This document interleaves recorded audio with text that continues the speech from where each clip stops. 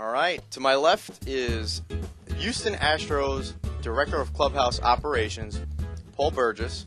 And Paul really has a sense of the pulse of everything that's going on in the clubhouse. Everybody comes to Paulie for everything.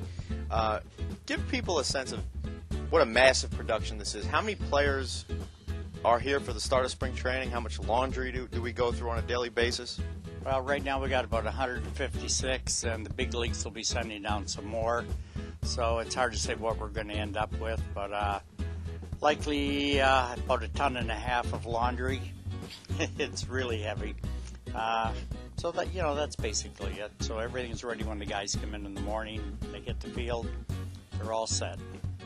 And what are the common misconceptions about what goes on in the minor league clubhouse? And you've been doing this for quite a while. Tell us a little bit about your career and some of the things that people may not know about this position and what you do. I've had this position for 10 years. People really don't know what goes on in the clubhouse. They think players just come to play around, fool around, and have a good time. But it's a lot of hard work goes on in here. They're in the sun all the time, and it really shakes you up. They can come in real healthy, and they might have low sugar out on the field, and many things can happen with them. They have to stay hydrated. That is the main thing when you're in Florida. Now, how many baseballs do you go through? You have any sense of, how many baseballs are needed to get you through a spring training? We'll start off with 170 dozen, and if we run into trouble, we'll reach into the extended group of baseballs and pull some out of there.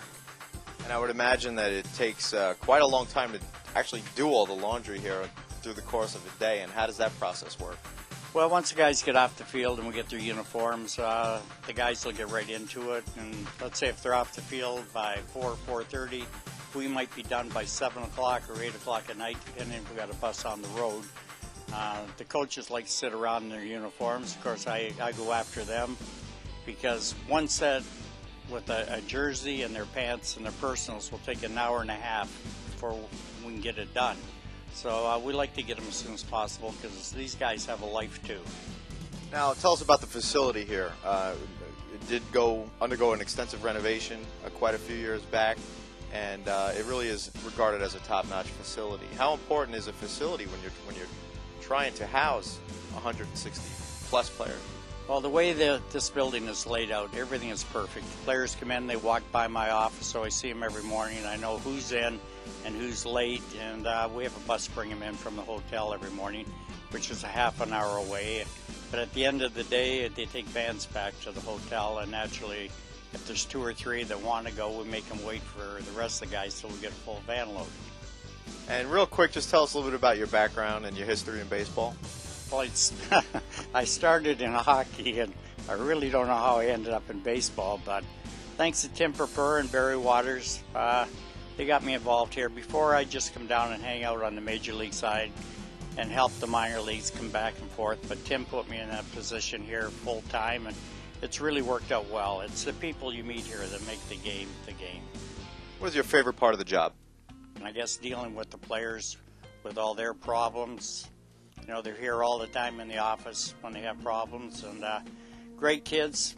Our worst part of it is when it comes to release days, that if I've had a player 3 or 4 years and he gets released, that really gets to you. But we got a great bunch of guys, and we just hope when they do leave us that they'll get with somebody else and maybe get to the major leagues. Paul, thanks for your time. Thanks.